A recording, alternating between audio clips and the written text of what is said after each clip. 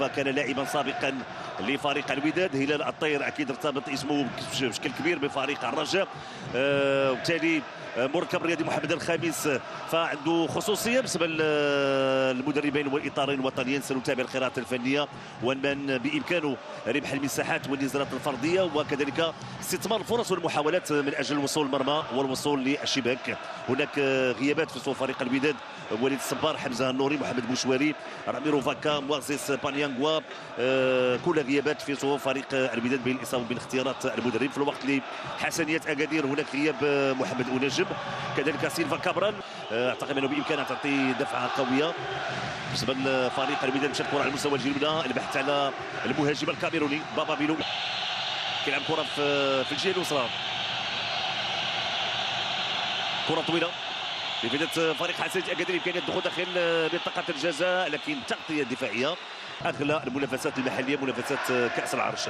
عبد الغفور لاميرات، جوزيف باكاسو، هذه محاوله بدات فريق الوداد. خروج بدر الدين أبعير، خروج بدر الدين أبعير امام محمد الريحي. كانت محاوله عند اللاعب معاذ بحسين، تدخل الدفاع صلاح مصدق. عبد الغفور لاميرات، لاميرات الحكم كان خطا في بدايه هذه المباراه. كره في الجهه اليمنى، تلعبات الكره طويله، تدخل الدفاع. دائما اللقاءات والمباريات اللي كتجمع الفريقين سواء بمدينه الدار البيضاء سواء بمدينه اكادير تحقيق الفوز. امين ابو الفتح كيلعب كره طويله، انطلاقه ديال عبد الغفور لاميرات، لكن تدخل وابعاد الكره. الحكم كيقول شرط بدايه فريق الوداد.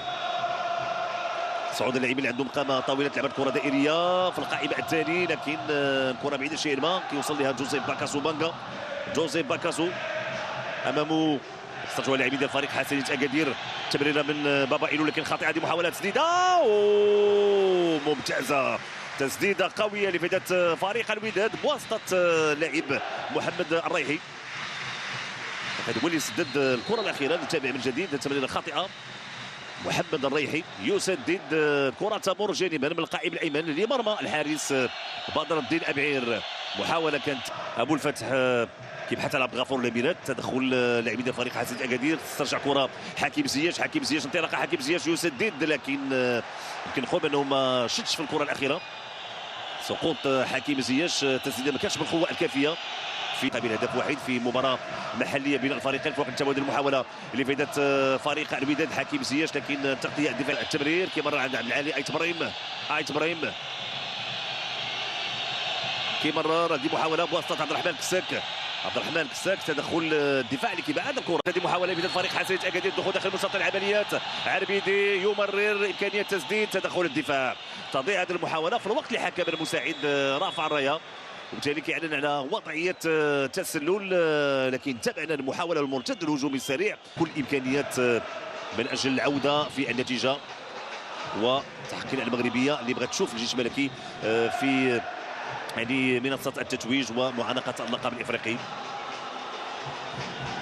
اخر فريق اللي فاز بلقب دوري ابطال افريقيا كيبقى هو فريق الوداد. كيحاول انه يسد الهجوم ديال فريق الوداد. تمريره خاطئه، استرجعوا اللاعبين ديال فريق حسنيه اكادير. بابا ايلو، تمريره دي محاوله تدخل واسترجاع الكره من جديد. جلال طشطاش محتفظ الكره، جلال طشطاش رفع الكره داخل مسطح العمليات.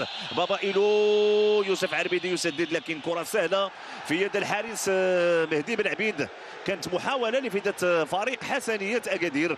تمريره على مستوى الجهه اليمنى من جلال طشطاش، لكن التسديده ما كانتش بالقوه الكافيه ليوسف عربيدي. في الوقت التبادل المحاوله حكيم زياش ممتازه، وتدخل الحارس بدر الدين أبعير.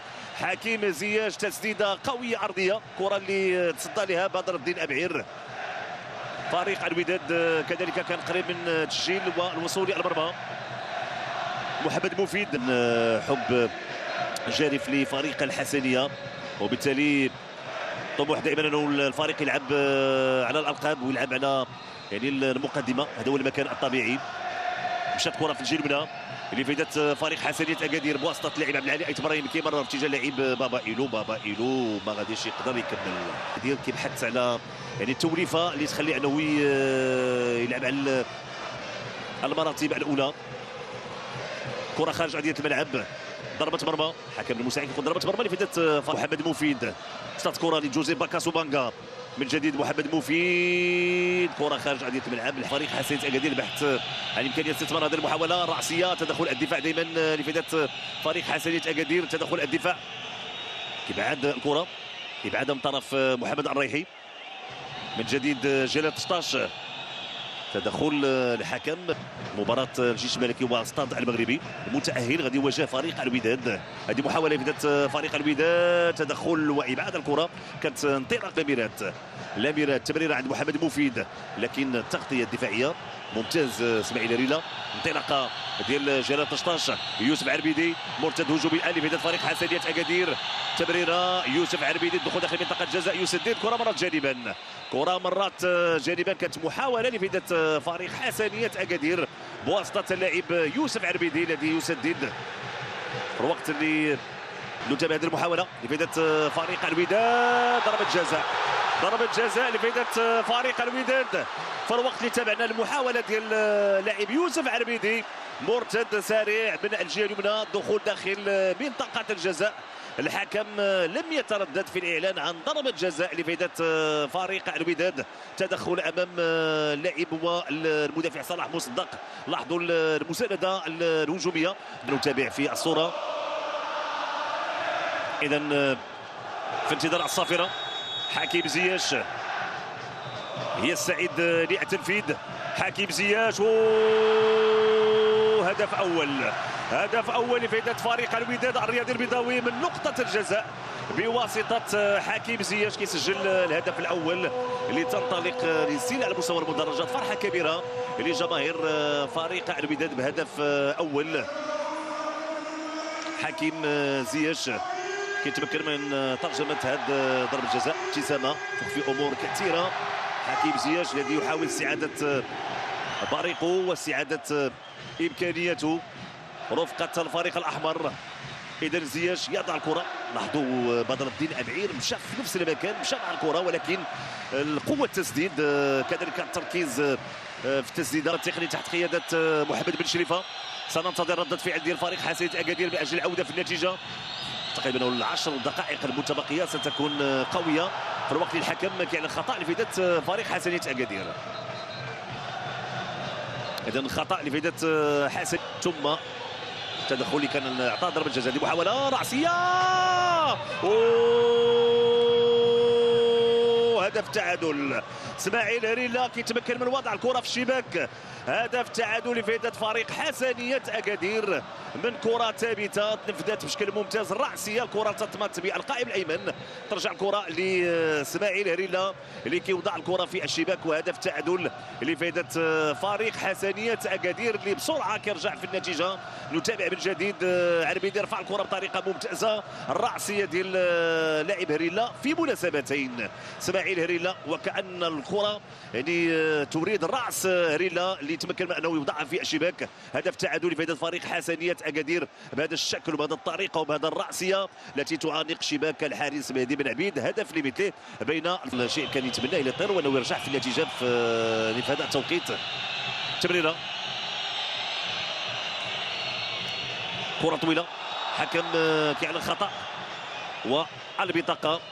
هذه سليمان ذهب فحقق 4 ديال الانتصارات 3 تعادلات ومنيا ب8 ديال الهزائم. تعود المحاولة عند اللاعب ريلا كيمرر. تدخل الدفاع وابعاد الكرة من طرف لاعب بيار كتضيع من الكرة. هذه محاولة ترجع كرة لاعب عبد ابراهيم كيمرر. لاحظوا انطلاقة ديال يوسف عربيدي. محاولة تمريرة داخل منطقة الجزاء. وصلت كرة ليوسف عربيدي داخل منطقة الجزاء. تدخل ديال محمد أكادير. يوسف عربيدي كيلعب كرة دائرية رأسية. تدخل حمزة الوسطي كيمر عند محمد الريحي. البحث عن إمكانية مرتد الهجومي. حكيم زياش الريحي كرة طويلة في الوقت اللي الحكم كيعلن خطأ لفائدة فريق الوداد. هناك بطاقة ثالثة في صفوف فريق حسنية أكادير. تدخل أمام إمكانية التمرير من أيمن طرازي. هذه محاولة لفائدة فريق حسنية أكادير. تمريرة لكن الكرة بعيدة. ريلا سجل حكيم زياش على مستوى الجيل منها. حكيم زياش ودي يعمل حكيم زياش كيبحث عن امكانيه المراوغه، كيمرر فرصه راسيه تدخل الحارس بدر الدين أبعير. كانت راسيه ديال نعيم بيار وتدخل الحارس بدر الدين أبعير. كان عمل ديال حكيم زياش على مستوى الجيل منها يمرر راسيه نعيم بيار، لكن تدخل ديال الحارس بدر الدين أبعير امامنا بيار. هذه التفت الشرط من طرف ايوب بوشا. تدخل امام بيار والحكم كيعلن على خطا لفائده حسنيه اكادير. الحكم حسب الاشاره ديالو فمفيد كيبحث الانطلاقه ديال حكيم زياش، لكن التدخل والتغطيه. هذه محاوله لاميرات يمرر كره خارج من جديد يستعيد لتنفيذ هذه الركنيه. وليد ناصي حكيم زياش مراوغه ممتازه، ترفعت الكره لكن الكره كانت بعيد. الوقت اللي احد لاعبي فريق الوداد يسقفوا ارضيه الملعب، الحكم كيطلب مواصله اللقاء. مشات الكره في الجهه اليسرى داخل منطقه الجزاء. معاد محسين كيرجع كره بالصدر للحارس بدر الدين أبعير. في الوقت الحكم الان غادي يوقف اللاعب لان كتبقى سلامه ديال اللاعبين فوق كل اعتبار. سلامات حتى اللاعبين ديال فريق حسنية اكادير كيطلبوا بالطاقم الطبي انه يدخل حتى يعطي الاسعافات الاوليه. ارتقاء ديال يوسف ريلا، اسماعيل ليلا وحمزه الواسطي. هل تكون ضربه الجزاء الثانيه لفريق الوداد في هذه المباراه في هذه الجوله الثانيه، ام ان حكم المباراه عنده راي اخر؟ على اي سنتابع الان القرار النهائي. في الوقت غتكون هناك بطاقه.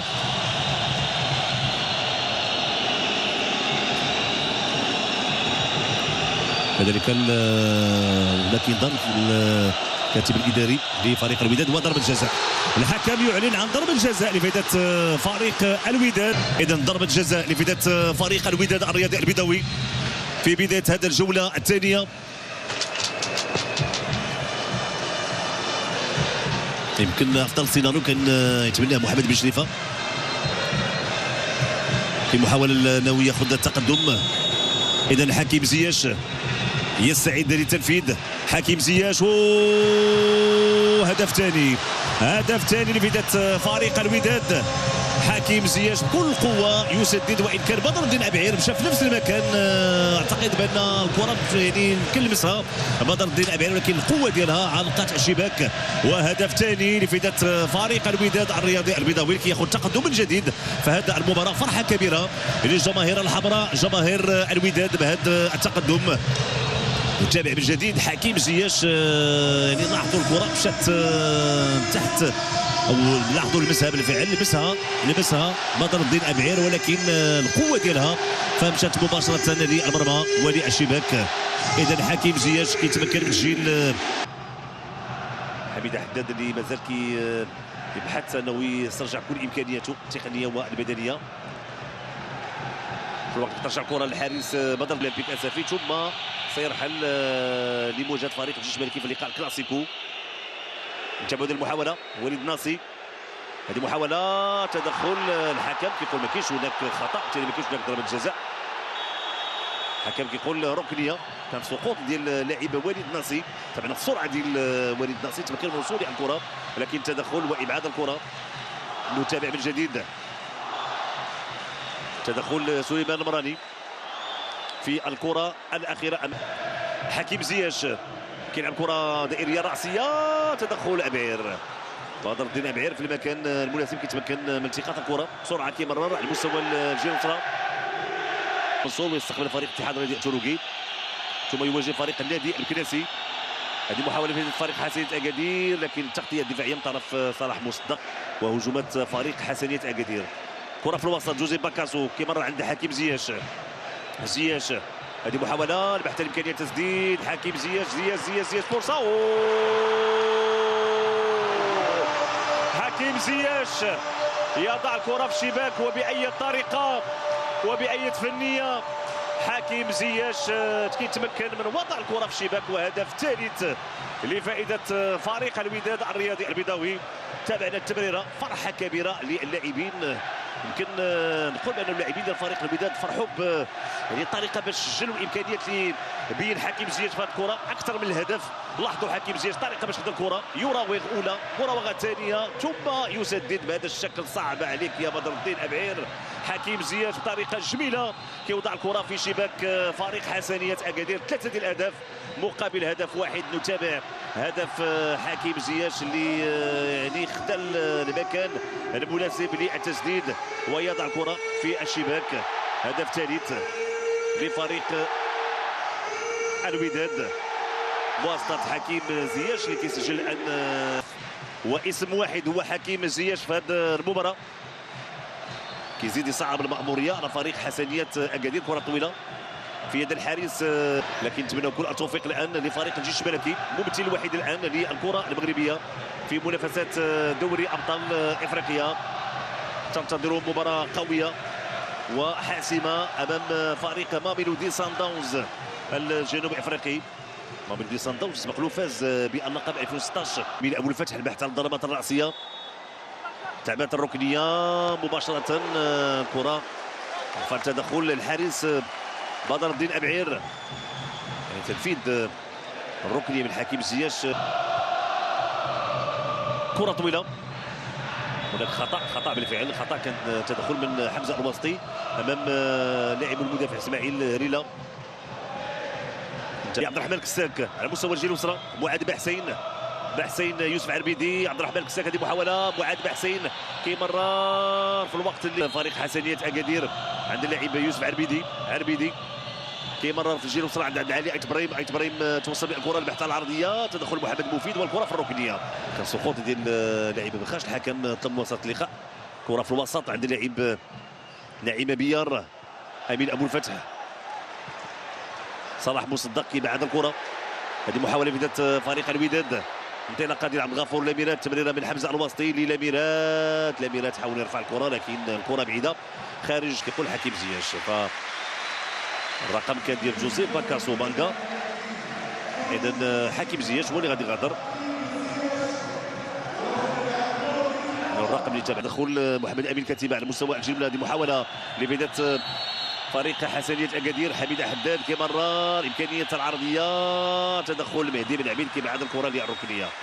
تدخل بن عبيد، نتابعوا من جديد. ابعاد الكره من طرف الحارس مهدي بن عبيد اللي خرج الكره خارج ارضيه الملعب. كما قلت بان الفرحه اللي عبروا عليها اللاعبين، فيمكن المردود ديال حكيم زياش اعتقد اكثر من الهدف الثالث. الا تابعنا كيفاش يعني رفعوا حكيم زياش وكيفاش التعامل معاه والفرحه الكبيره. هبط بيار كيرجع الكره لامين ابو الفتح، كتعطي الكره لنعيم بيار. الحكم كيعلن خطا لفداء فريق حسن مع زملائه قبل تنفيذ هذا الخطا. عبد الرحمن كساك هو واللاعب عبد العالي ايت ابراهيم في انتظار الصافره. نفذ الخطا هدف ثاني لفداء فريق حسنيه اكادير بطريقه ممتازه. يعني نفذت الكره الثابته وهذا الخطا بطريقه ممتازه من طرف اللاعب عبد العالي ايت ابراهيم. اذا يضع الكره في الشباك وهدف ثاني لفداء فريق حسنيه اكادير. لاحظوا بقوه الكره ارتطمت بالارض واكيد يعني غيرت المسار ديالها، كانت صعبه على الحارس مهدي بن عبيد. وهدف ثاني لفداء فريق حسنيه اكادير بهذه القوه، بهذه التسديده، بهذه الجماليه. هدف جميل لفائده فريق الحسنيه. 3 ديال الاهداف مقابل هدفين. نتابع من زاويه اخرى هدف عبد العالي ايت ابراهيم الذي يسجل صراحه هدف جميل لفائده فريق حسنيه اكادير كيجي في حدود دقيقه